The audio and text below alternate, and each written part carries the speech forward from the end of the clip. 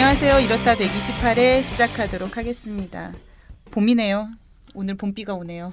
네, 그 봄봄봄 봄이 왔네요라는 노래 있잖아요. 네. 그게 유명한 무슨 킴이라는 사람이 불렀죠?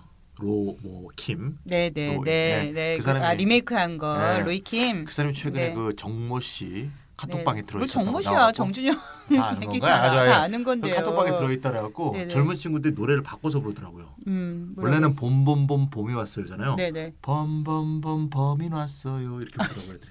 진짜? 애들이 참 네티즌들은 정말 네티즌들이 기발하다. 기발하지 않아요? 봄봄봄 봄이 왔어요. 아유, 그 노래가 내가 알람이거든 아침에. 그거 들을 때마다 알람 바꿔야지 이거 어떻게 하지 이거. 저 네티즌들은 네. 저는 웬만한 이 코미디 프로 안 보고 그러니까요. 네. 이 뭐 식사 사건에 대한 댓글을 봅니다. 아. 댓글이 그렇게 재밌을 수가 기가 없어요. 막혀. 네. 그러니까. 뭐 제가 뭐 진짜. 관점을 동의하든 안 하든 간에 아. 그렇게 기발한 댓글들이 많이 달리는 거 참 아니, 놀랍습니다. 우리나라는 댓글 세대. 댓글 나라야 댓글 나라. 근데 진짜 기발해. 스포츠 있어도 댓글 딱 뜨는데 기가 막히잖아. 제가 애정하던 에디킴도 저기 걸려가지고. 킴 씨는 다 좋았어요. 킴. 킴들이 에디 킴, 문제 로이 킴들이. 킴. 예, 킴. 예. 참. 김은 안 그래요. 킴이 그렇지. 킴. 그러게 말입니다. 예, 어쨌거나. 하여튼 이게 봄이 와서 좋긴 네. 좋았는데 네네. 또 강원도 산불도 그렇고 아유, 너무 마음이 네네. 아팠고요. 네네. 그렇습니다. 네. 봄이 산뜻했으면 좋겠는데 그렇질 않네요. 네. 근데 오늘 아까 목소리 들으셨겠지만 오늘 6% 나오시는 날인데 네. 다른 분이 나오셨네요. 네, 오늘 원래 6%가 나오는 날인데 네. 오늘 이제 삐딱이님이 오늘 꼭 이번 주에 하실 말씀이 있다고 해서 둘이 맞바꿨습니다. 네. 삐딱이님도 아시죠? 네, 그 삐딱이님이 뭐 우리 봄 같은 얘기를 뭐 네네. 산뜻하고 네. 벚꽃 같은 얘기를 들려주실 분은 아니지 않습니까? 근데 그런 기대는 아예 넣어두는 게 좋죠. 넣어두고 네. 뭔가 삐딱한 뉴스가 네. 우리를 기다리고 있지 않을까 싶은데요. 네. 삐딱이님이 6%님을 제치고 나오신 이유가 있으실 것 같은데요. 그렇죠. 꼭 하고 싶었던 얘기가 뭐였을까요? 네, 원래 이렇다는 경제 전문 심층 팟캐스트. 주로 경제 문제를 다뤄 왔는데 네. 오늘은 좀 정치 이슈 또 사법 이슈이기도 하죠. 네. 뭐 마돈나가 네. 좋아하는 거죠. 네. 그 얘기를 좀 급하게 해야 될 것 같아서 이렇게 나왔습니다. 네. 4월 임시국회에서 처리가 되었으면 하는 그런 법안 얘기인데요. 오늘은 고위공직자범죄수사처 네. 일명 공수처 관련 법에 대해서 알아보는 시간을 갖도록 하겠습니다. 공수처. 네, 반가운 주제예요. 우선 첫 번째는 반가운 이유 첫 번째는 선거제도 개혁 관련해서 패스트트랙이 지금 이제 올라간에 만에 이제 얘기하고 있고 그렇죠. 다음 주면은 완전 최대 노선인데요. 이게 이제 밤이당하고 협상이 안 되는 이유가 이 공수처 그렇죠. 관련된 내용이기도 하고 또 두 번째로 제 관심이 있는 이유는 최근에 김학의 전 법무부 차관 문제 그렇죠. 그리고 이제 고 장자연 배우의 억울한 죽음과 관련해서 검찰 수사 과정에서 엄청 많은 문제가 있었잖아요. 네네. 그래서 저도 공수처 논의에 큰 관심을 가지고 있습니다. 예. 이게 뭐 갑자기 이제 이게 반부패 이슈이기도 하고요. 또 뭐 검찰 개혁 이슈이기도 하죠. 이런 이슈가 이렇다 해서는 생소하다고 이렇게 생각할 수도 있을 것 같아요. 근데 저는 이제 반부패 문제나 검찰 개혁 문제가 우리나라에서 심각한 부패 문제를 해결하거나 또 시민 인권 증진하거나 이런 문제만 국한되는 문제가 아니라고 생각을 합니다. 그렇죠. 경제 정의를 실현하는 문제에서도 깊은 관련이 있다. 맞습니다. 부패의 그 사슬이잖아요. 예. 그래서 이렇다의 주제하고도 이렇게 전혀 맞습니다. 다른 주제는 아니다 이렇게 말씀드리고 있습니다. 네네. 또 우리가 얼마나 부패가 심각하면 이게 이제 공수처 관련된 게 이렇게 이슈가 될까 이런 생각이 들기도 하고요. 그렇죠. 공수처 문제가 정치 문제만이 아니라 경제 문제이기도 하다라고 하셨으니까 이 위에 어떻게 연관이 되어 있는지도 차근차근 풀어 나가 보도록 하겠습니다. 그런데 찬희 쌤, 공수처를 설치하려면 관련 법률을 국회에서 통과시켜야 하잖아요. 그렇죠. 그런데 지금 임시국회 돌아가는 꼴을 보면 전망이 밝지 않는데 네, 이거 무슨 일이 어찌 된 아닌데 걸까요? 웃음이 나오네요, 진짜. 네. 예, 우리가 아시다시피 더불어민주당이 뭐 야당 중 3당, 바른미래당, 민주평화당, 정의당과 함께 이제 3월 임시국회에서 네. 패스트트랙에서 올리자고 막 이렇게 협의하고 그러고 있지 않았습니까? 더불어민주당이 그 야당 중 3개, 바른미래당 2개 정당은 뺐습니다. 대한애국당하고 민중당 2개가 빠져 있죠. 네. 야당 중 3개 당, 바른미래당, 민주평화당, 정의당 이렇게 자한당도 하고. 빼셨잖아요. 자한당도 뺐네요. 아 맞아. 예. 자한당은 자꾸 이게 패스트트랙 추진하는 정당이 네. 네. 자한당은 빠져 있으니까. 그렇죠. 네, 맞아요. 예. 예. 근데 자한당은 저는 언제나 정당 생각할 때 이게 잘 안 들어가다 보니까 이게 네. 머릿속에 빠지게 되네요. 미안합니다 자한당 지지자분들. 네. 네. 안 들으시겠지만 지금 이 3월 임시국회에서 이제 패스트트랙에 올리자라고 합의한 법안이 원래 3개 아니었습니까? 네. 네, 비례대표제 도입을 위한 선거법 개혁. 네. 마돈나가 한 1년 이상 거리를 해서 싸워왔죠. 2016년도부터 했어요. 1년 반, 네. 2년. 네. 그 다음에 이제 공수처 설치 법안, 세 번째로 검경 수사권 조정 법안 이렇게 3개를 한꺼번에 태워서 네. 패스트트랙에 실는 이런 걸 이제 시도하고 있었죠. 근데 이제 지금 공수처 설치 법안이 이제 문제가 되고 있고, 뭐 잘 아시겠지만 바른미래당이 공수처 설치 법안에서 여당이 좀 받기 어려운 수정안을 제시했죠. 네, 다시 말해서 공수처를 만들되 네. 기소권 또는 공소권을 주지 말자. 그럼 이제 공수처가 기소권이 없으면 네. 이 팥빠진 찐빵 아닙니까? 네. 네. 예, 참 이렇게 되니까 여당도 받기도 어렵고. 그래서 이제 문제가 되는 것은 공수처가 안 되는 것도 문제지만 네. 공수처가 이게 패스트트랙에 못하면 나머지 2개 법안도 같이 못하잖아요. 그렇죠. 그러니까 친구 따라 강남 같이 못 가는 네. 이런 문제가 생기니까 야, 이게 이제 지금 아주 좀 심각한 상황이다 이런 생각이 듭니다. 예. 지금 심각한 게 이 선거제도 관련해서는 내년도 2020년 총선에 좀 적용할 수 있으면 좋겠다 이런 바람이 있어서 올해 안에는 꼭 좀 통과를 시켜야 되는데 지금 자초될 지경에 네네. 이르렀습니다. 네네네. 그래서 어제 심상정 정의당 의원, 그러니까 특별히 정개특위 위원장님이 기자간담회를 했어요. 음. 근데 아주 밝은 전망은 아니었습니다. 음흠. 그래서 마음이 좀 무겁고요. 시민사회의 입장은 선거제도만이라도 우선은 태워서 이제 좀 선거법만이라도 우선 바꾸고 나서 의논하면 어떻겠나 뭐 이런 입장들도 좀 있기는 합니다. 근데 네. 그 바비당에서 이제 그 네. 비례대표제에 대해서 반대하는 사람. 지금 또 예 지금 이 막 완전 분열 공수처에서- 상태죠. 네, 공수처에 네. 반대하는 거하고 좀 네네. 비슷한 이 네네. 스펙트럼이기 예. 때문에 참 어려운 것 같습니다. 지금. 그러니까 애초에 합의안을 같이 만들었고 또 손학규 대표가 단식까지 하면서 이렇게 이끌어낸 합의였는데도 불구하고 지금은 유승민 의원은 아예 대놓고 얘기하고 예 선거제도 반대하겠다. 네네. 선거제도 패스트트랙에 반대한다 이렇게 예, 얘기했죠. 그렇게 이제 얘기를 하더라고요. 음. 이 차이샘으로 하여금 지금 공수처 법안 처리 관련해서 입법 정세를 들어봤는데요. 네네. 이번 이렇다 해서 공수처 문제를 제대로 이해하고 넘어가기 위해서는 기초 작업부터 필요할 것 같아요. 공수처가 어떤 제도인지 또 쟁점은 무엇인지.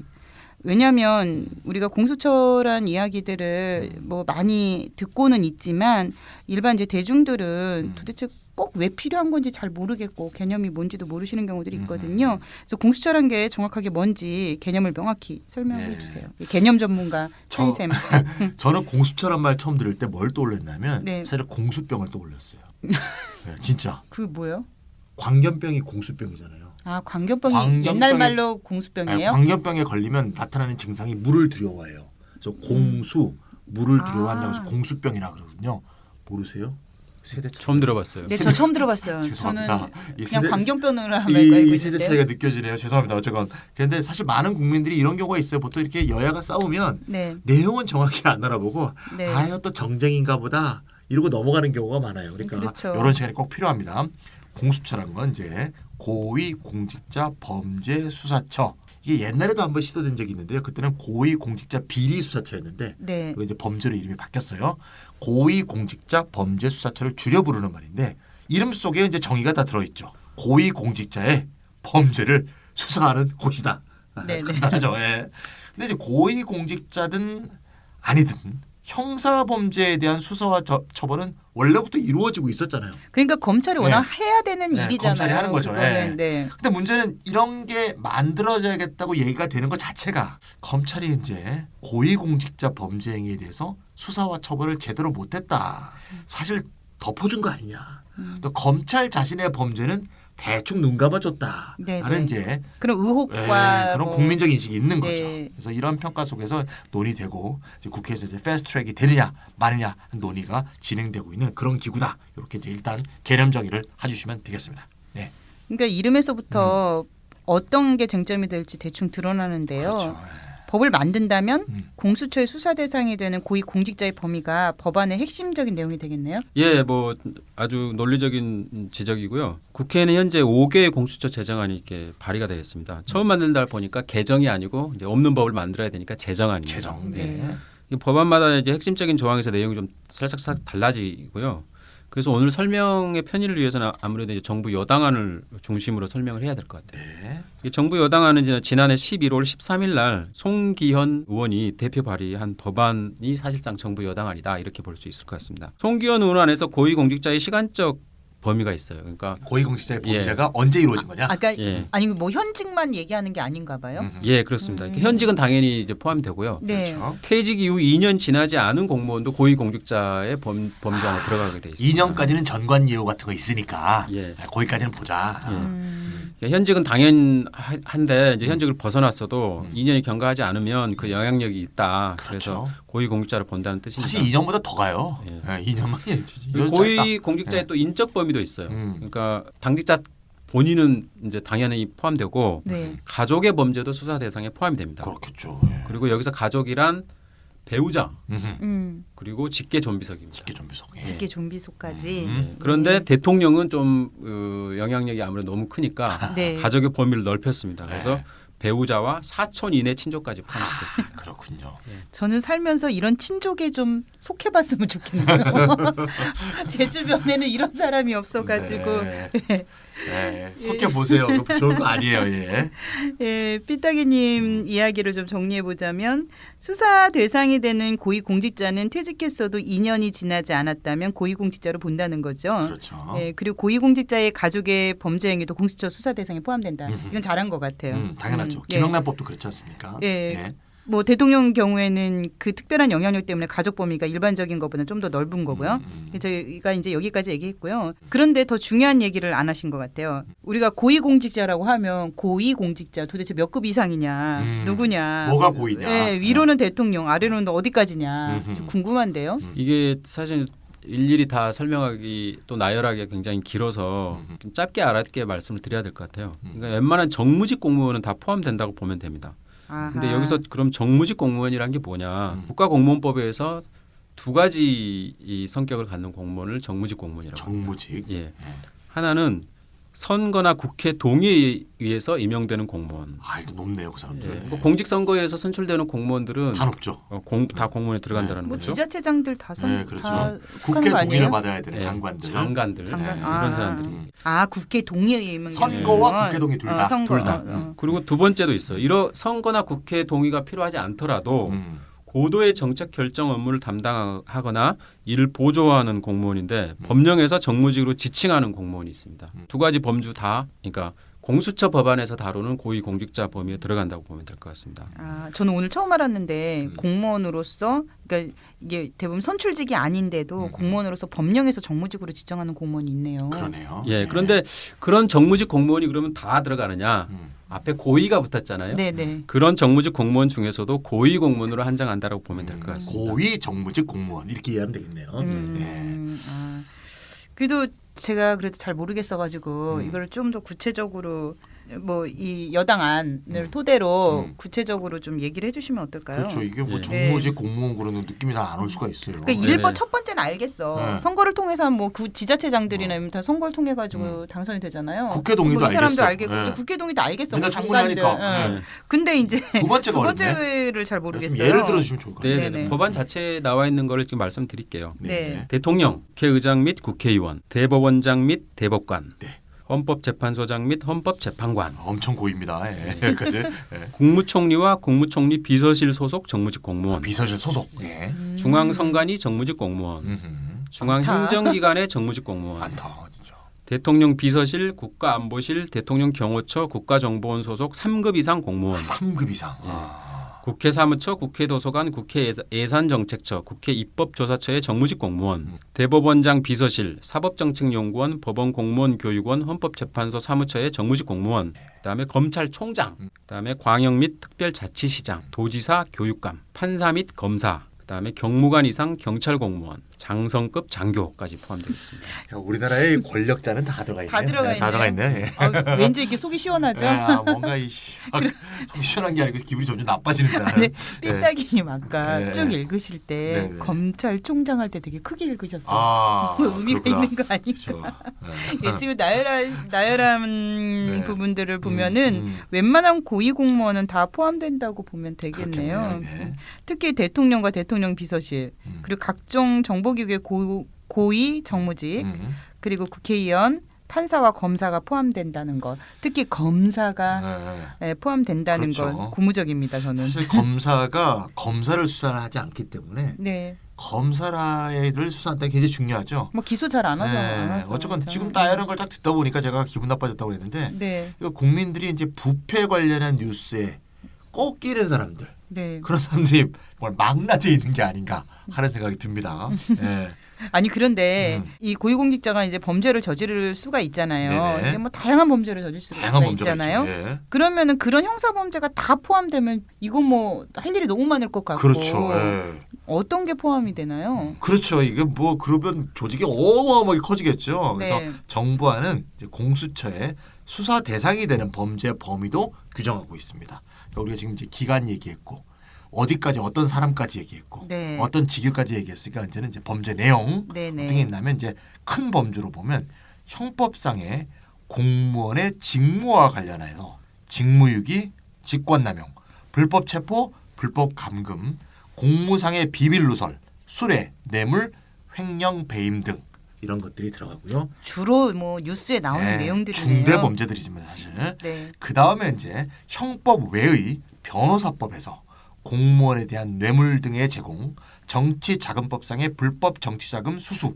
국가정보원법상 정치관여와 직권남용 이런 것들은 이제 열거할 수 있을 것 같습니다. 지금 찬희쌤 이 범죄 내용 들어보니까 네네. 이런 거 워낙 다 처단했어야 되는 건데 참 네. 얼마나 안 되고 있으면 이렇게까지 나올까 마누라가 싶은데요. 저렇게 처다리라는 센 표현을 씁니다. 지금 네. 굉장히 불불 끓고 있는 거야. 얼굴 웃고 있지만 아, 네. 잘 저런 표현 안 쓰는데. 아, 우리. 네, 그러게 말입니다. 예. 이게 크게 보면 웬만한 고위공직자가 다 대상이 되고 네. 수사 대상이 되는 범죄도 큰 문제는 없어 보이는데요. 네. 여기서 뭐 쟁점이 될 만한 게 있을까요, 삐딱이님? 예, 이게 자잘한 문제들은 여러 가지가 있는데 그래도 꼭 짚고 넘어가야 될 한 가지 문제가 있습니다. 이 형법상 고위공직자의 범죄를 직무와 관련한 범죄로 한정한 그렇죠. 거예요. 아까 직무와 관련이라 그랬죠. 예를 들어 고위공직자가 음주운전을 했다. 네. 그러면 이건 직무 관련한 범죄는 아니잖아요. 그 공수 수사 대상에서는 벗어납니다. 그렇죠. 근데 이건 알기 이제 쉽게 예를 들어준 건데 이건 뭐 사실 그렇게 심각한 문제는 이거 아닐 수 경찰에서 있어요. 수사하고 검찰에서 넘어면 되는 거니까. 그렇죠. 네. 좀 다른 예를 들어보면 아 이게 이렇게 직무 범위와 관련된 걸로 한정한 게 문제가 된다 그래요? 싶은 게 네. 있어요. 네네. 우리가 다 이것도 알려진 얘기인데 이명박 정부 때 2010년도 얘기거든요. 네. 국무총리실의 민간인 불법 사찰. 아 그렇죠, 그렇죠. 예. 근데 이게 거기에 관련된 고위 공무원으로 보면 이게 직무와 관련된 범죄가 아니거든요. 아 그러네요. 예, 하지 말아야 될 직무를 거라는 벗어난 거죠. 거네. 예. 아 이거 뭐야 이거? 직무를 벗어난 불법행위. 네, 애매하다. 네. 예. 또 박근혜 정부 출범과 관련이 있는 국정원 댓글 사건도요. 기본적으로 직무를 벗어난 범죄입니다. 그렇죠. 국정원이 할 일이 아니죠. 국정원이 뭐 댓글 달는 걸 하라고 그러니까요. 그래서 지금 현재 정부안을 보면 이런 심각한 범죄를 공수처 수사 대상에서 이게 누락시키는 문제들이 좀 있습니다. 이런 거 그냥 검찰 쪽으로 넘어가네요, 그냥 예. 여전히.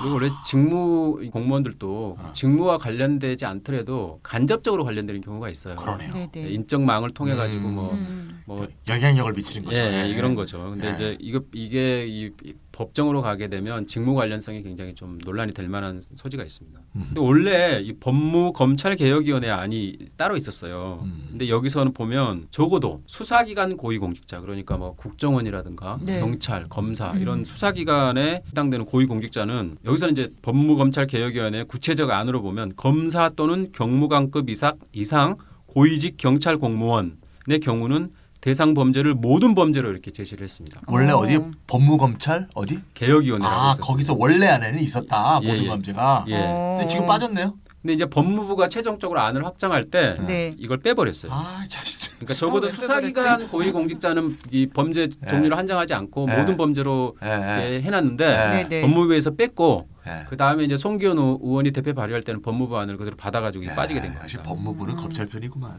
아니 그러니까 언뜻 생각만 해도 네, 네, 네.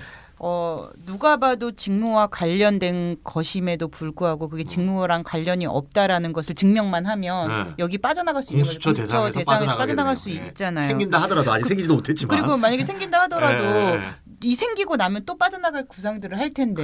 그런 식의 문제입니다. 이게 되게 듣고 보니까 되게 중요한 문제 정말 같아요. 중요한 문제네. 저는 공수처 문제 핵심은 검찰이라고 생각해요. 검찰이죠, 검찰. 이 군사 독재 시절에는 국가안전기획부, 그러니까 지금 국정원이죠. 그렇죠. 정말 무소불위 권력을 가지고 있었잖아요. 그렇죠. 아유, 하지만 네. 그 국정원의 국내 정치 개입이 금지가 되고 또 국정원이 좀 약화되기도 하고 뭐 그러다 보니까 국정원이 뻘짓들도 많이 했지만 네. 이게 검찰의 힘이 너무 커졌어요. 네, 지금. 서로 검찰과 국정원이 이렇게 서로 견제할 때는 네네. 술이 비슷비슷했는데 하나 네. 확 약해지니까 검찰이 너무 세졌어요, 사실. 네. 이 지금 네. 저도 그렇지만 예전에 그 법무부 장관 강금실 장관 임명 앞두고 그렇죠, 이렇게 그렇죠. 검찰과의 대화했었을 때 노무현 정부 때 기억나세요? 얘기죠. 노무현 네. 정부 때. 생중계했죠, 그때. 예, 그때 저는 잊을 수가 없어요. 어떻게 대통령을 앞에다 두고서 저렇게 뭐 승질을 부린다고 하나 검사들이. 뭐 대통령한테 문제 제기도 예. 할 수 있고 화도 낼 수 있긴 한데 이거는 예. 완전히 예. 막 가는 거니까 어. 좀 황당했죠 그때. 그때 그 얘기가 나온 건가요? 막가자는 겁니까 이게? 이거 그때 좀 얘기가 너무 나왔던가? 뭐라 그랬죠 그때? 막가자는 건. 이게 그 해당 평검사들이 네. 좀 네. 심하게 네. 대드니까 네. 예. 이거 당시 노무현 대통령께서 뭐 이렇게 하면 막가자는 거죠. 막가자는 거죠. 그러니까 예. 그때 그 얘기가 예. 유명한 워딩이 그렇죠. 예. 나왔죠. 이러한 검찰 조직에 대한 견제를 위해서라도 저는 이제 공수처가 필요하지 않은가 이 생각을 하는데 이게 이제 어느 정도 권한을 갖는가 이게 핵심이라고 생각하거든요. 그렇죠. 예, 아까 말씀드렸듯이 이제 지금 바른미래당 전부는 아니겠지만 네. 바른미래당 상당수가 네. 공수처 권한에서 기소권을 빼자 이렇게 하고 있어서 이게 이제 권한 문제.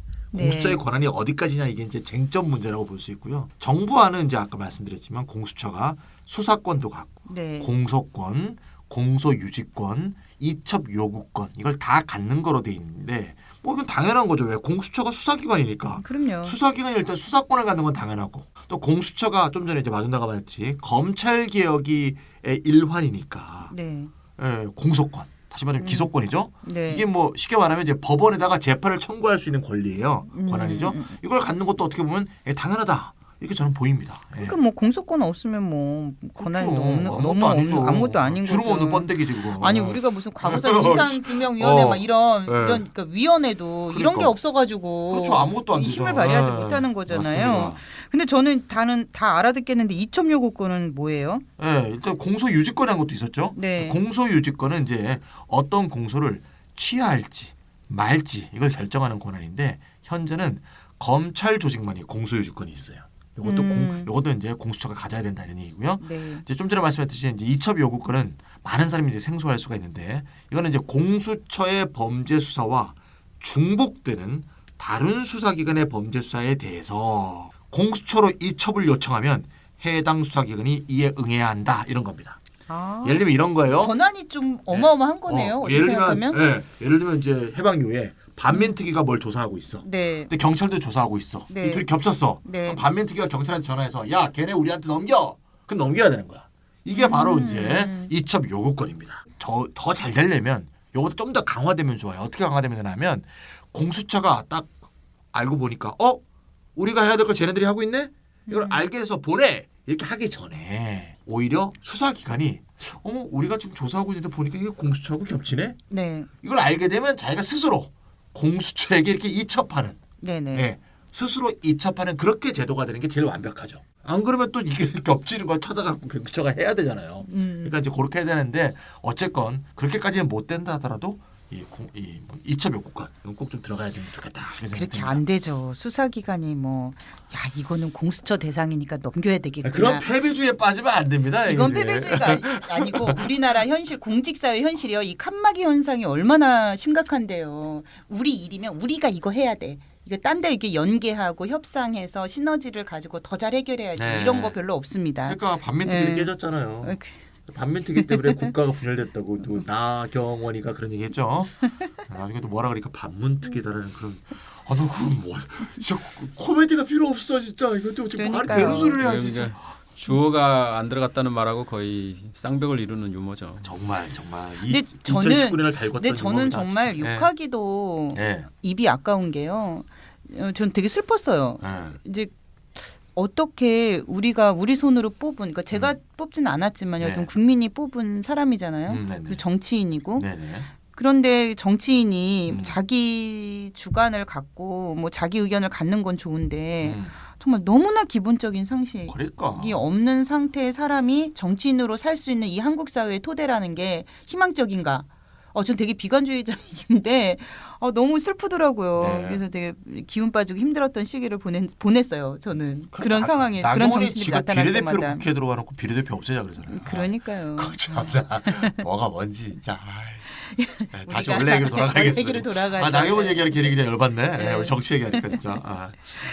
그런데 지금 협상 중인 바른미래당이 공소권을 빼자고 주장을 네, 하고 네, 있잖아요. 네, 네, 그래서 공수처 법안이 패스트트랙 법안에 들어가느냐 마느냐가 쟁점이 되고 있는데요. 음. 공소권이 핵심 쟁점이 된 이유가 뭘까요? 네, 다 아시겠지만 검찰이 이제 우리나라의 적폐 중에 적폐다 이런 얘기죠. 그래서 이제 검찰이 이제 가장 가진 권한들이 굉장히 많은데 네. 가장 큰 권한이 뭐냐? 이거 이제 하나만 꼽으라면 이제 기소 독점권이다. 네. 기소 독점권. 기소 독점권이 뭐냐? 범죄 행위의 처벌을 위해서 형사 법원에 소를 제기한다. 이제 재판을 해달라고 하는 거죠. 네. 이 권한을 검찰만이 독점하고 있는 상태. 이거는 이제 경찰하고도 이렇게 좀 그렇죠. 예. 기소 독점. 경찰이 한번 일부 좀 뺏어오려고 했는데 이게 잘 안 됐죠. 네. 바른미래당은 뭐라 그러냐면 수사권만 가지고 있어도 충분히 검찰을 견제할 수 있다. 이런 이제 말도 안 되는 소리를 하면서 왜 그러지? 또는 이제 이런 얘기도 해요. 바른미래당은 공수처가 검찰과 비슷한 권한을 집중할 경우에 검찰과 비슷한 권력 남용 기관이 또 생기는 거다. 이런 식의 어떤 논리도 펼치고 있습니다. 그건 좀 일리가 있는 주장이에요. 형식 논리로는 말이 되죠. 근데 이제 어쨌건 간에 공수처를 만들려는 의도, 의지, 이거 의의하고는 좀 이제 빗나가 있는 건데. 근데 어쨌건 이제 공수처 설립의 이제 배경을 우리가 한번 생각해 보면 이게 무소불위의 검찰 권한을 좀 남용을 좀 없애다.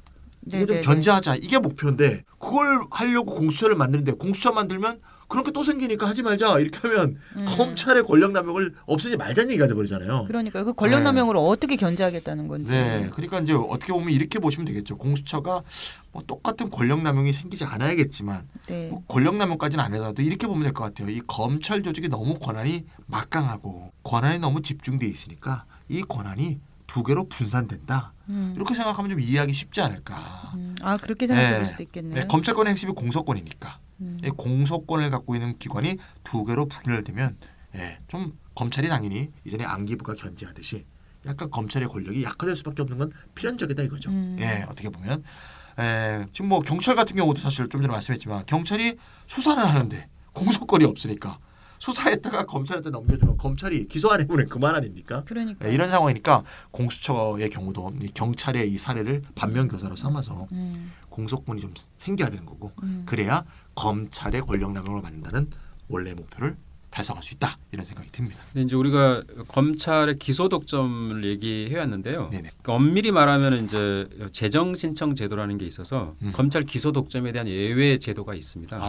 근데 이게 재기능을 못 하다 보니까 검찰 기소 독점에 대해서 견제 기능이 이제 거의 안 되고 있는 이런 상태라고 보시면 될 그리고 것 같아요. 재정 신청해가지고 다시 법원에서 판결하고 이런 경우들 거의 못 본 것 같은데. 형법 제 260조에 규정되어 있는 제도인데요. 네. 제도 뭐냐면 그러니까 고소권자, 고소하고 고발 차이도 잠깐 언급하고 넘어갈게요. 네. 고소는 내가 직접 피해자인 경우에 고소라고 네네. 고소라고 네네. 하고요.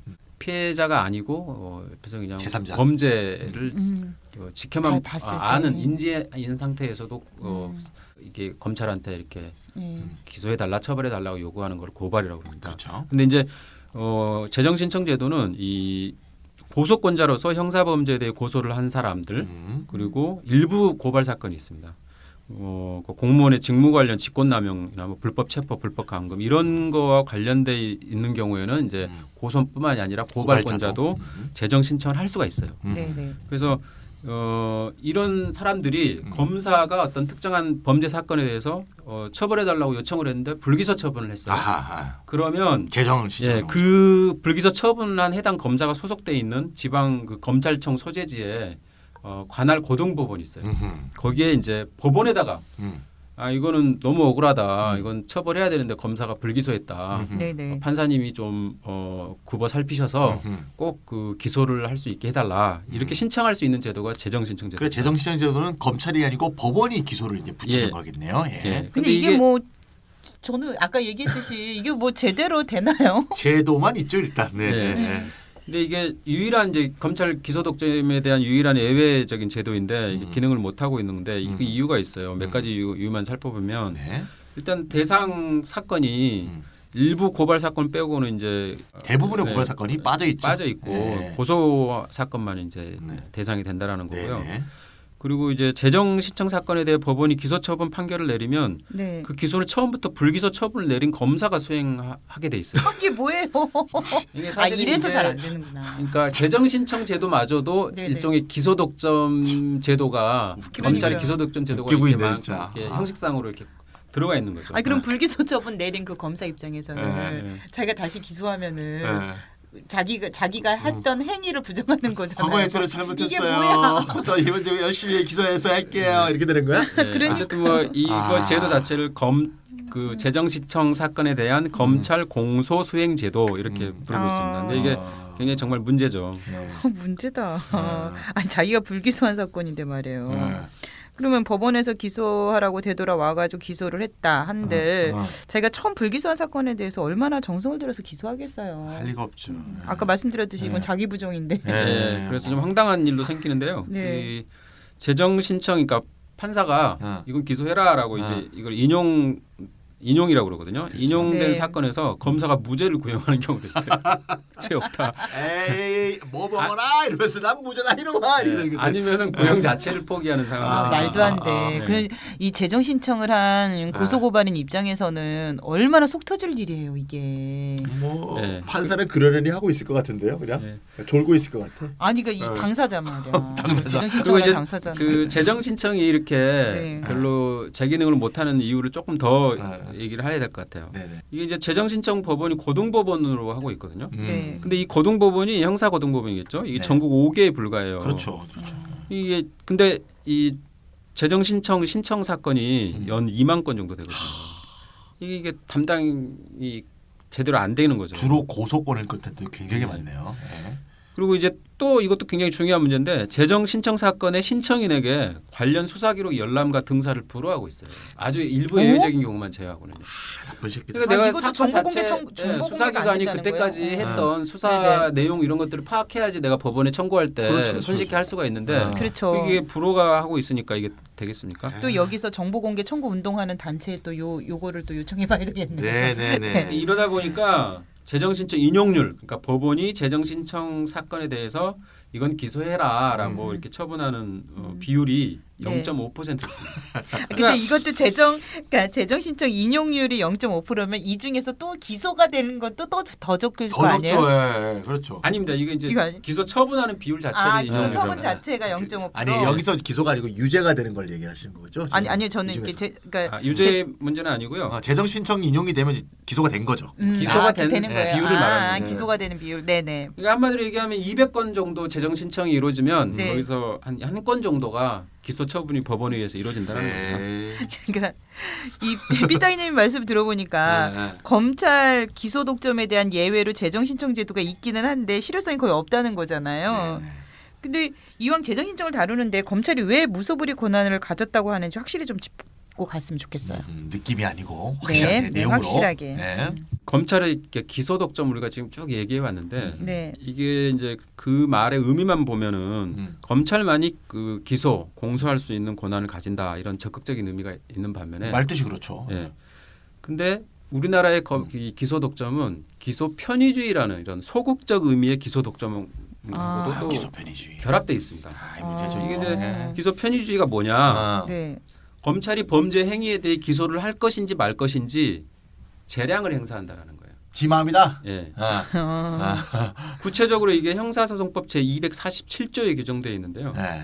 검사는 형법 제 51조의 사항을 참작하여 공소를 제기하지 아니할 수 있다 이렇게 규정합니다. 아니할 수 있다. 네. 아니할 수 있다는 말은 결국 해도 되지만 안 해도 된다 이런 네, 뜻이거든요. 그런 얘기죠. 네.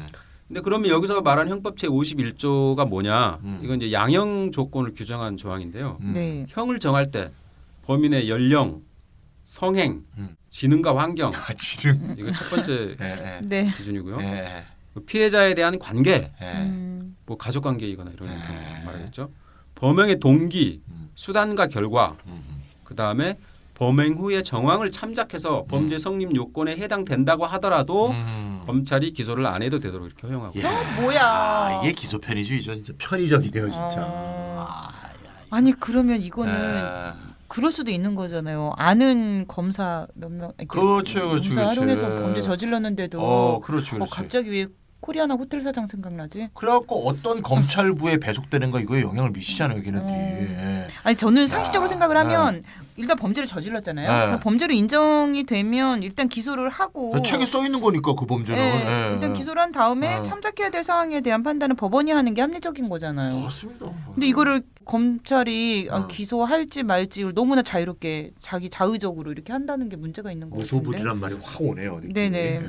이게 마돈나님께 말씀처럼 네. 범죄 해당 요건에 해당되면 일단 기소를 해야만 하는 제도가 있어요. 이거를 이제 기소 법정주의라고 그러거든요. 아, 기소 네. 법정주의. 네. 근데 우리나라 형사법 차기가 아주 특이해요.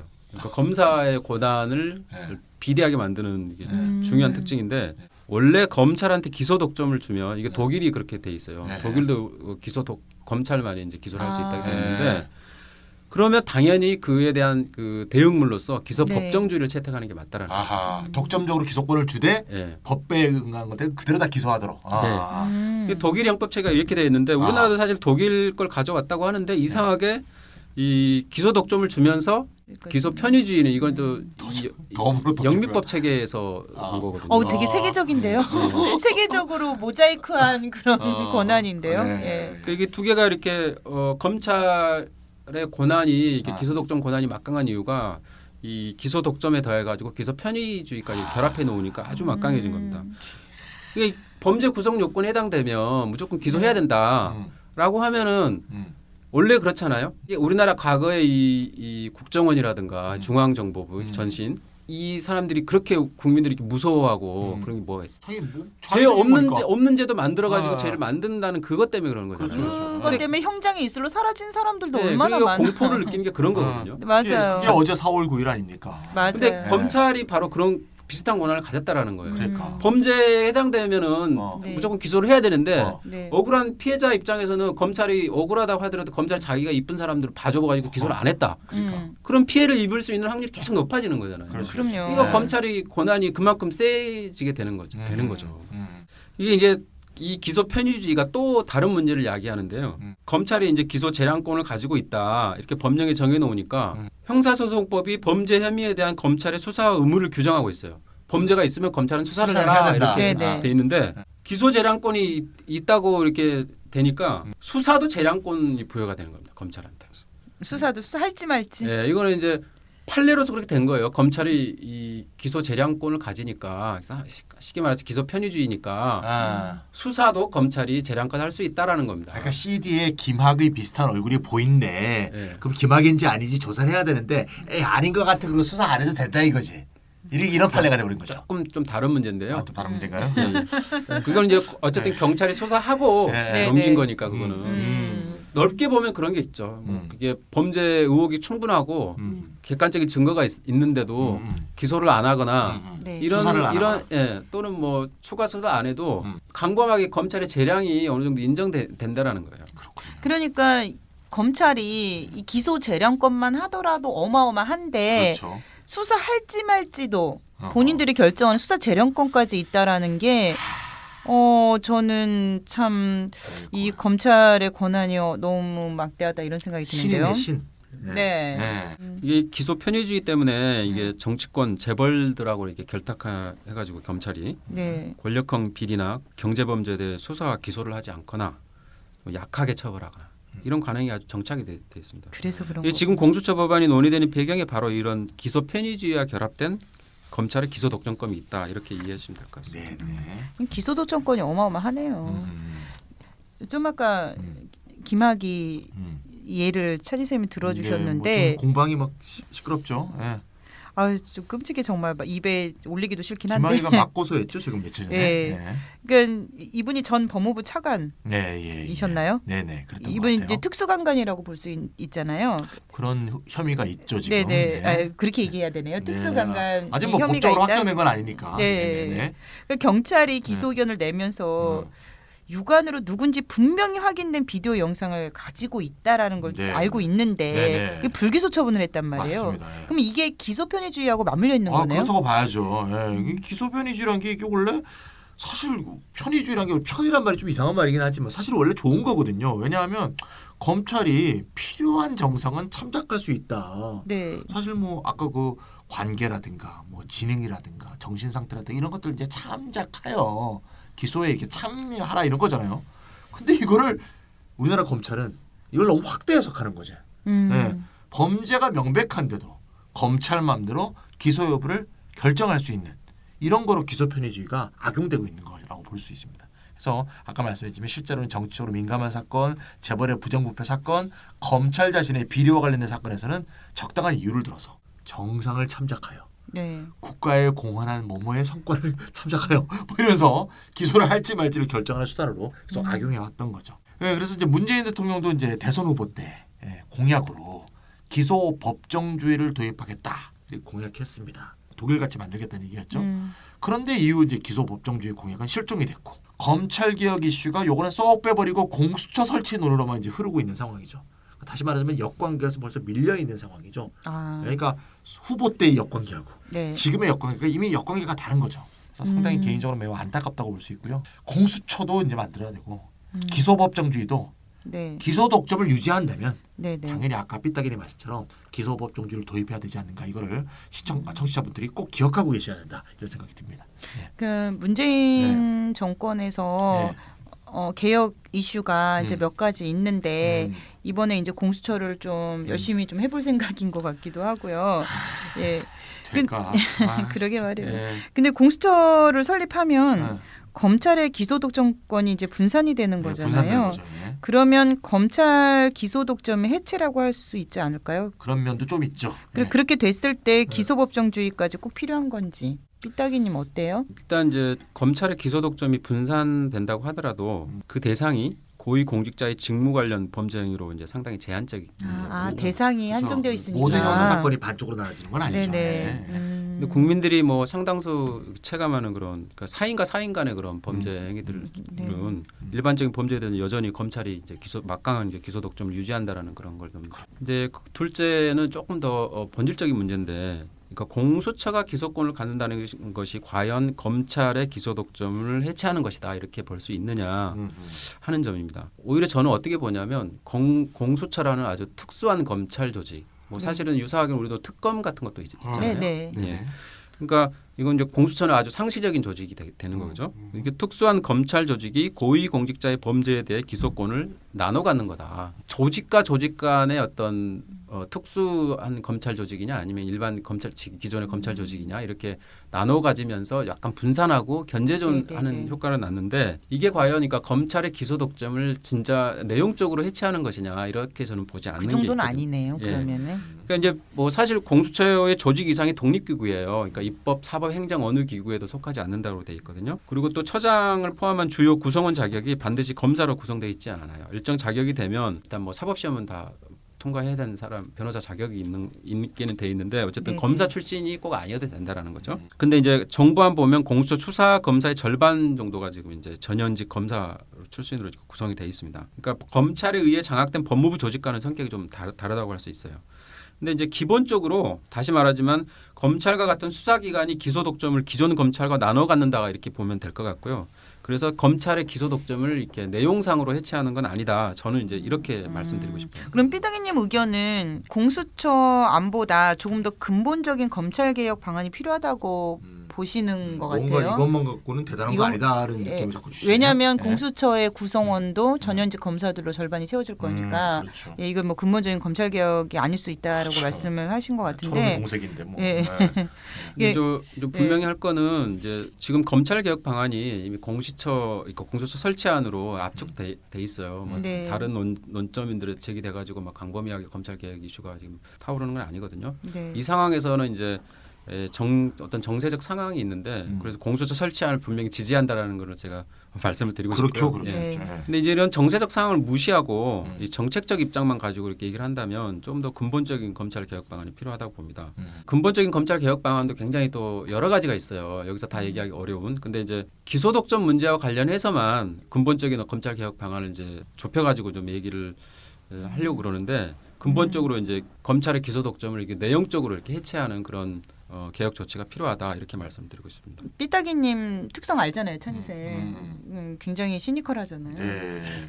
검찰 개혁 뭐 필요하다 이렇게 말씀하시길래 뭐 공수처 설치에 대해서 좀 약간 이게 막 좀 비관적으로 얘기를 하시는 거 아닌가 해서 좀 겨우 조마조마했는데 일부분을 나누고 있는 건데 뭐 그렇게 그거 뭐 엄청난 거 아니거든. 네. 그래서 네. 궁금한 건 네. 그렇다면 네.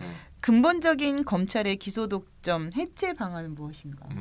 이거에 예. 대한 안이 있으신가요? 예, 몇 가지 좀 생각한 게 있는데요. 네. 일단 아까 얘기했잖아요. 기소 편의주의 안 된다. 네. 기소 법정주의로 가야 된다. 그러네요. 예. 뭐냐면 기소하기에 충분한 이런 객관적 범죄 혐의가 있는 경우에는 반드시 기소하도록 하는 겁니다.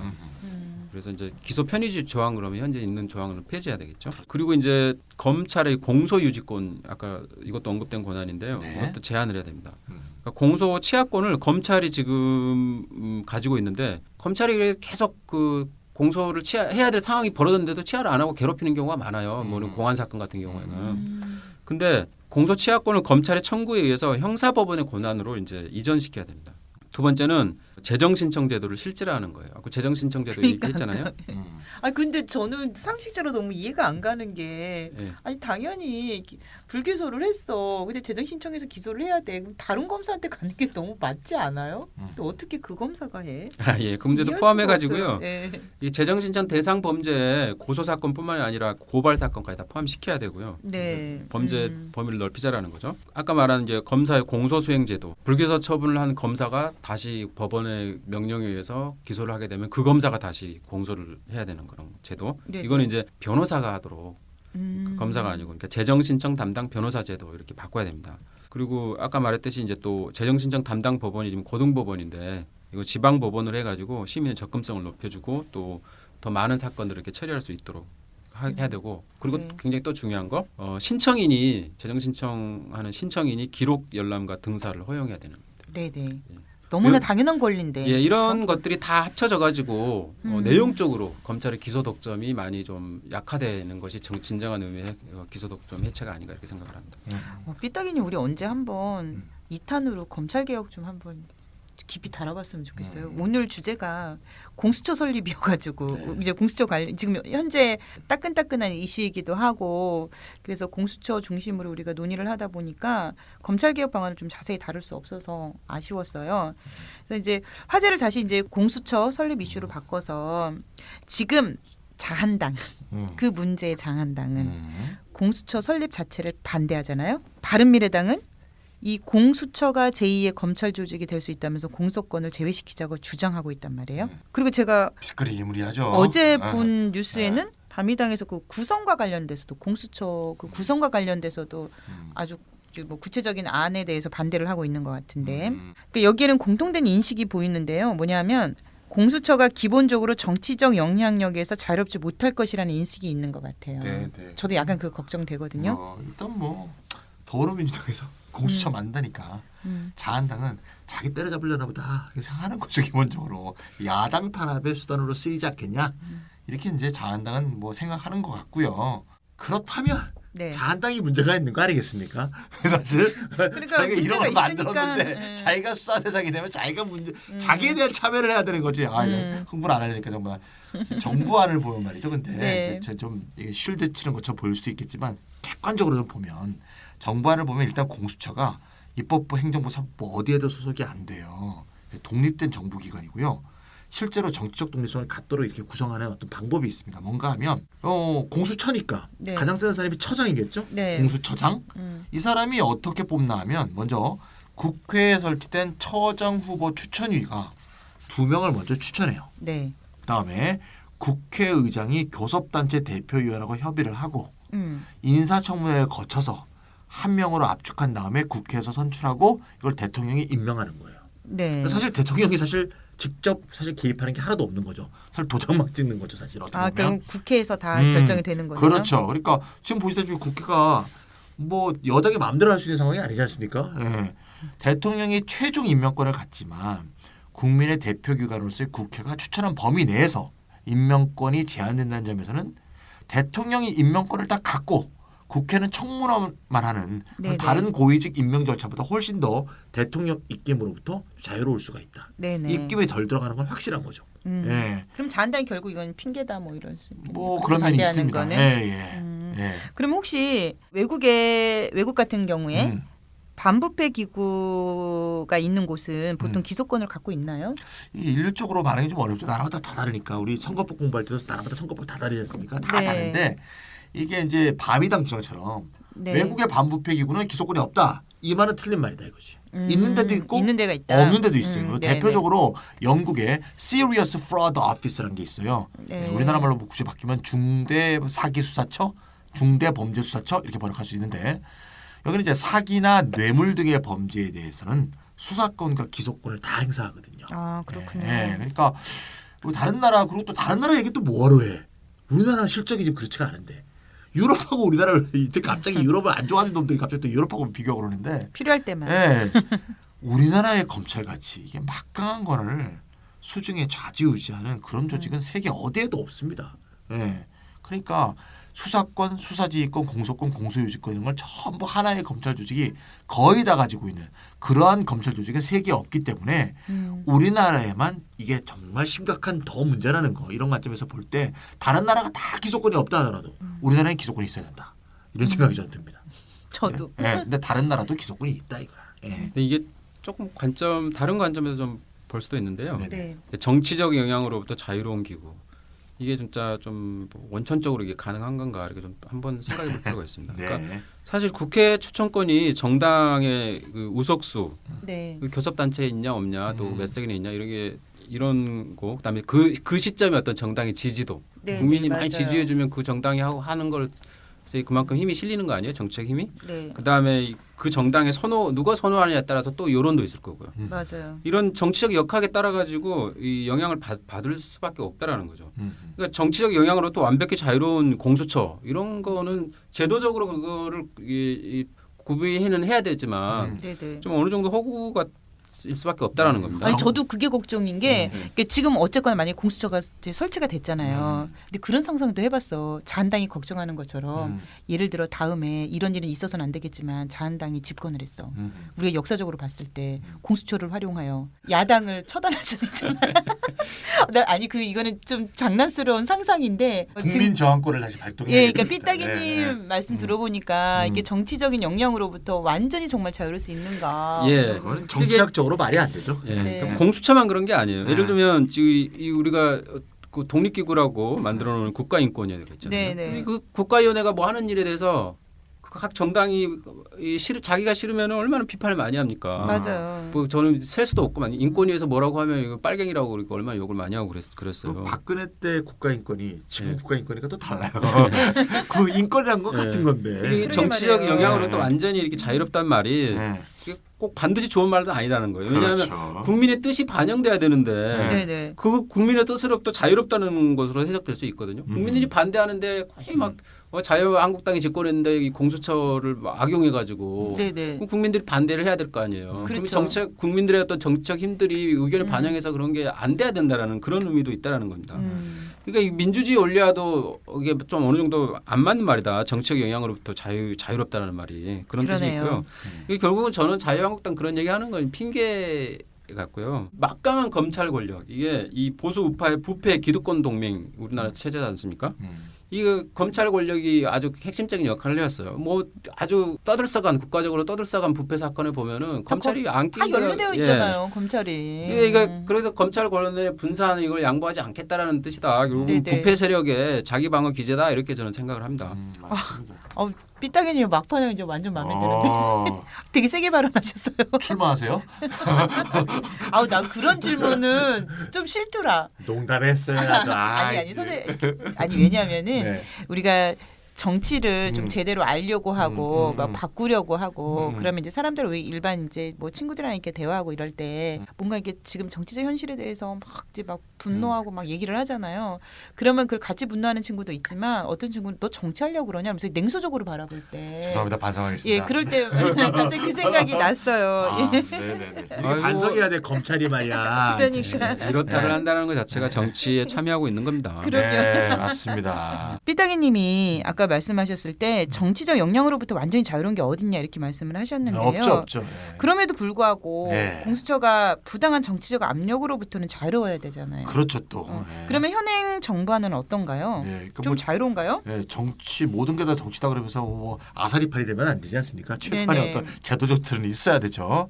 약간의 문제는 있어요. 지금 좀 규정을 한번 보면 정부안을 보면 처장 추천 규정이 이렇게 돼 있습니다. 국회에 7명으로 구성된 처장 후보 추천위원회를 둡니다. 네. 7명이에요. 여기서 3명이 뭐냐? 당연직인데 당연직이 누군가 하면 법무부 장관, 법원 행정처장, 네. 대한변협회장 이렇게 3명이 당연직이에요. 당연직이에요. 예, 그리고 나머지 4명이 국회가 추천하는 거예요. 벌써 기분이 좀 나쁘죠? 네. 그런데요. 그리고 이 7명의 추천위원이 아까 얘기했던 2명 후보를 압축해서 추천하는 거고, 그러면 이제 국회의장이 뭐 이렇게 협의하고 어쩌고 해서 최종 1명을 대통령에 추천하면 대통령이 땅땅 하면 끝나는 거거든요. 이게 이제 벌써 말을 이게 이제 들어보면 이상하듯이 7명 중에서 네. 3명이 아까 뭐였죠? 법무부 장관, 법원 법원 행정처장, 행정처장, 대한변협회장. 이거를 법조 3륜이라고 그래요. 3륜. 바퀴. 세계 바퀴. 예. 예. 그러니까 법조계를 이끄는 세 개의 바퀴. 요거를 좀 관행적인 그런 느낌으로 넣은 것 같은데 이들이 추천을 만약에 할 미는 초정 후보가 네네. 과연 청렴하고 강직한 그런 인사겠느냐, 아니면 법조 3륜이 보기 참 좋았더라 하는 이 처세에 능하고 기득권과 적당히 타협하는 참 황희정승 같은 이 사람이 봐도 좋고 저 사람이 봐도 좋은 그런 네네네. 사람이 될 가능성이 있지 않냐. 그래서 이제 고위공직자 부패를 청산하자고 하면 좀 이게 칼 같은 사람이 돼야 되거든요, 사실. 이런 사람들이 좀 이 법조 3륜이 미는 사람 중에는 추천이 안 될 것 같다 하는 그런 좀 우려가 들고요. 또 두 번째 문제는 아까 제가 말한 것 중에도 있는데요. 그 아까 7명이 추천위원이 2명 후보를 압축한 다음에 네네. 누구하고 협의하나 하면 교섭단체 대표위원하고만 협의하게 돼 있거든요. 그럼 교섭단체가 안 되면은 이거 뭐 협의 공수처 대상이 관련해서 아니야. 협의 대상이 아니라는 뜻이에요. 다시 말하자면 네. 이거를 정하는 데 있어서 처장들을 정하는 데 있어서 네. 처장을 정하는 데 있어서 이 교섭단체가 있는, 다시 말하자면 거대 장당이 많이 의견을 내서 네네. 거기에 영향을 미칠 수 있다는 것 자체도 굉장히 비민주적이다 이렇게 말할 수가 있습니다. 그렇네요. 예. 이 얘기 들으니까 선거제도 개혁이 반드시 돼가지고 정말 다당제가 돼야 될 것 같은데 이런 생각도 드는데요. 그렇죠. 근데 지금 패스트트랙을 하느냐 마느냐 하는 전국이잖아요. 네. 그런데 이런 다양한 문제들을 제대로 고칠 가능성은 없겠네요. 그러니까 어저께 우리 심상정 의원의 얘기도 봐도 지금 서로 양보해서 네. 차선이라도 일단 올려야 된다. 사실 심상정 의원 입장에서는 이 패스트트랙 중에서 선거법이 제일 관심 있는 것 같은데 내가 볼 그렇죠. 때는 어쨌거나 예. 일단 올라가야 된다 이게. 네네. 이런 서로 이제 양보하자 이렇게 얘기하는데, 그러니까 저 패스트트랙 자체가 막 목적이다 수단이 되다 보면 이런 세세한 내용을 좀 다루기가 좀 어려울 상황이 좀 있죠 아무래도. 네네. 지금 바른미래당이 이제 공소권을 삭제하자 이런 의견을 했기 때문에 이게 삭제돼서 올라갈 가능성도 있습니다. 지금. 네, 삭제된 채로 올라가면 안 될 텐데. 그러면 이게 하나마나 네네. 하는 것이 될 수가 있겠죠. 또 이제 바른미래당 안을 또 좀 더 들여다보면 공수처장을 추천할 때 추천위원회 5분의 3 이상의 동의를 얻도록 했습니다. 아, 제가 본 뉴스가 이거였구나. 예, 그러면 예. 7명에서 곱하기 5분의 3을 하면 5명 이상이 동의해야 된다 이런 얘기거든요. 근데 7명의 추천이 구성해서 아까 국회 몫이 4인 중에서 여당이 1인이고 네, 교섭단체가 구성된 야당이 3인이거든요. 네네, 예, 그러니까 결국 법조 3륜이 3명이고 네네. 야당이 3명 아닙니까? 예. 그러니까 사실상 5명을 넘죠. 예, 그러니까 야당이 처장 후보에서 비토권을 행사할 수도 있고, 네. 그렇다면 사실상의 결정권을 가지는 것이다. 이렇게 이해할 수 있는 면도 있지 않느냐. 그러면 이제 해산명동의 서일피라고 막 무슨 검찰 개혁이 일어나고 뭐 대대적인 부패 수사가 될 것처럼 와 했다가 아니 이렇게 될 가능성도 굉장히 높다. 패스트트랙에 올라간다 하더라도 이런 진짜 여러 가지예요. 또 문제점들이 있다는 얘기죠. 아니 그 제 개인적인 네. 생각인데 밤이당에서 제시한 공수처장 공수처장 왜 추천하는 거 있잖아요. 네네네. 이거를 받고 음. 공소권 삭제를 하는 걸로 이렇게 아니, 공소권을 삭제하지 않고 이게 이제 서로 이제 밤이당하고 여당이 이렇게 받으면 어떨까 이런 생각이 또 드는데. 그거는 이제 맛없는 생각이고 예, 이제 예. 그 놈들이 반대냐 아니면 그러니까 밤이당이 공소권 삭제 예. 의견을 접고 예. 예, 그거 이제 여당 거 받고 음. 그리고 이거 추천위원 관련해서는 여당 이거 받고 밤이당 거 받고 네. 해가지고 이렇게 해주면 안 되나? 밤이당에는 또 엑스맨이라고 엑스워먼 있잖아요. 거기 네, 맞아요. 이현주라고요. 일부러 거기다 둔 것 같습니다. 예. 그 사람이 저 자한당으로 넘어가면 별 이용 가치가 없거든요. 일부러 밤이당에 계속 두고 있는 것 같은 아니 엑스워먼 거기는. 그러니까 어쨌거나 예. 우리가 이제 문턱까지 와서 예. 이게 이렇게 되고 있으니까 네. 여당이 상당히 곤혹스러울 것 같아요. 맞습니다. 예. 그리고 패스트트랙으로 올릴 안건이 선거법 개혁 있죠. 예. 공수처 법안, 네. 검경수사권 조정 3개로 이렇게 추려졌는데 음. 자한당을 제한 그 야당과의 공조로 이뤄진 패스트트랙 안건이 공수처 설립안 때문에 지금 무산되면 정부 여당으로서는 주요한 입법 개혁안이 전부 무산되는 결과를 낳게 그렇죠. 되거든요. 그러면은 저는 내년 총선을 앞두고 지금 이제 문재인 대통령도 꽤 이제 임기가 지났는데 그 안에 했었어야 할 어떤 개혁 정책들을 전혀 하지 못한 상황에서 네. 지금 전국 주도권을 잃을 가능성이 높다고 생각을 해요. 이미 이렇죠. 뭐. 예, 뭐 네. 그렇다고 바른미래당 주장을 수용해서 이렇게 무리하게 이걸 또 통과시킬 수도 없는 네, 얘기고. 이럴 수도 없고 저럴 수도 없는 네네. 상황이네요, 진짜. 예. 자, 그럼 지금까지 공수처 법안의 주요 내용과 쟁점을 얼추 살펴봤는데요. 처음 얘기할 때 검찰 개혁이 부패 방지나 사법 인권의 증진 못지않게 경제정의 차원에서도 중요한 과제라고 얘기를 하셨단 말이에요. 그러면 공수처 문제와 연관해서 왜 그런지 짧게라도 좀 설명을 해주시기 바래요. 특별히 이게 우리나라 재벌 문제 네. 이렇다 해서 많이 다뤘었어요. 그리고 노동 문제 관련해 가지고 검찰 개혁이 굉장히 아주 시급하고 중요한 과제라고 봅니다. 네, 아시다시피 우리나라 재벌 총수들 그 계열사에 대한 횡령 배임 아주 뭐 끊이지 않고 나오잖아요. 심각하죠. 그렇죠. 저희 예. 뭐 삼성, 바이오로직스 예. 다 다뤘잖아요. 그죠? 수백억, 수천억, 수조니까 네. 뭐. 네네. 근데 이게 왜 그렇게 됐냐면 이 검찰 부패한 검찰 조직하고도 아주 깊게 연관이 돼 있다. 이게 재벌하고 결탁해서 솜방망이 처벌하는 관행이 아주 정착돼 있기 때문에 그렇죠. 그렇다는 겁니다. 그리고 고위 공직자들 이게 부정부패라는 것도 상당 부분이 다 재벌 이권 이런 매개로 해가지고 정치 권력하고 관료 권력 이렇게 결탁이 돼 있는 거거든요. 그게 인싸죠, 얘네들은. 예. 네. 김학의 전 법무부 차관 이분의 지금 이 범죄 의혹 이게 이제 아주 논란이 되고 있는데 이런 의혹도 사실은 이 윤중천이라는 이 지역 건설업자죠. 네. 이 사업상 이권을 위해 가지고 정관계 로비 일환으로 이렇게 네, 그렇게 하면서 일어난 사건이에요. 네. 이렇다 해서 다뤘지만 네. 삼성그룹 경영권 승계 과정에서 일어난 그 엄청난 그 배임 횡령 문제, 탈세 문제에 대해서 검찰이 제 기능을 했다면 과연 이 박근혜 게이트까지 네네. 왔을까 이런 생각도 그러니까요. 들거든요. 그렇죠. 노동 문제도 보면 또 그래요. 이 재벌 사업장에서 이렇게 불법적인 노동법 위반 사태가 계속 일어나거든요. 근데 검찰이 이걸 또 처벌을 하지 않는다라는 겁니다. 대표적으로 보면 현대차 사내하청 이거 법원에 의해서 불법 파견 여러 번 받았어요. 불법 파견이다. 이건 정규직화해야 된다. 네네. 이게 그럼 검찰이 뭐해? 10년이 넘도록 기소를 네네. 안 하면서 처벌을 안 하고 있는 겁니다. 그러니까 이 검찰 개혁 문제가 재벌 개혁 문제, 우리나라의 이게 노동 인권 문제, 노동자들의 열악한 처지를 개선하는 문제 이거하고 아주 깊게 관련이 있다. 그런 면에서 저는 이제 경제정의 문제하고 관련이 크고 그래서 공수처 법안이 좀 충실하게 꼭 이게 네네네. 통과될 필요가 있다 이렇게 말씀드리고 싶습니다. 네, 알겠습니다. 공수처가 최선의 방안은 아니더라도 검찰 개혁이 일단 시급하고 중요한데 이제 그것의 출발이 될 수 있겠다. 네네. 이렇게 볼 수도 있겠네요. 자, 찬희 쌤 혹시 마무리하면서 하실 말씀 저는 있으시면 이제 공수처도 만들어져야 되고 패스트트랙도 통과돼야 되고 선거법도 개혁되고 다 좋은데요. 네네. 이게 혹시 좌절이 됐다고 해서 네. 좀 그 핑계를 안 댔으면 좋겠다. 그러니까 야당이 할 때 반대했다라든가 네. 뭐 밤이당이 이랬다든가 그래서 뭐 국회 의석이 부족해서 우리가 힘이 모자랐다든가 네네. 이렇게 우리가 지금 정부가 실드칠 상황이 아니지 않느냐. 법을 안 만들고 법을 새로 제정하지 않더라도 기존의 법 테두리 내에서 네. 기존의 정부와 대통령의 권한을 갖고 할 수 있는 일이 정말 많은데 안 한 게 너무 많잖아요. 맞아요. 이거 말고도 해야 될 게 얼마나 많아. 그러니까 이 법 안 됐다고 해서 우리가 무슨 뭐 못했다 이런 식의 실드는 좀 안 쳤으면 좋겠다. 이게 되거나 안 되건 간에 정부가 대통령이 헌법과 국민이 준 권한에 의해서 해야 될 일을 당장 해야 되지 않냐. 네. 몇 년밖에 안 남았다고 자탈하지 말고 얘기를 꼭 제가 말씀드립니다. 저는 네. 정부 여당의 책임이 되게 크다고 생각을 해요. 네네.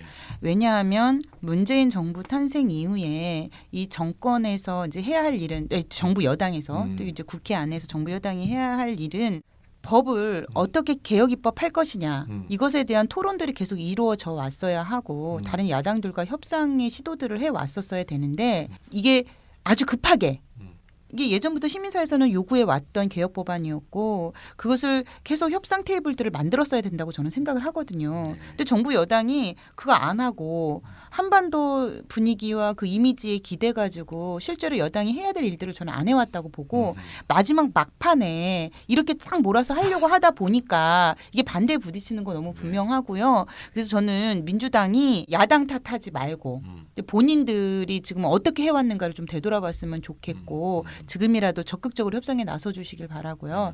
선거제도는 특히 민주당의 의지에 달려 있는 것이지 반미당 핑계 안 되셨으면 좋겠습니다. 네, 이것으로 저의 할 이야기 마치도록 하고 혹시 삐딱이님도 예, 더 저는 보태실 말씀 됐습니다. 됐나요? 예. 네, 다음에 우리 검찰 개혁 한번 다뤄요. 삐딱이님 어때요? 네, 뭐 준비해 기회가 주세요. 되면 다뤄보겠습니다. 네, 알겠습니다. 자, 오늘 이렇다는 이것으로 마치도록 하겠습니다. 안녕히 계세요. 네.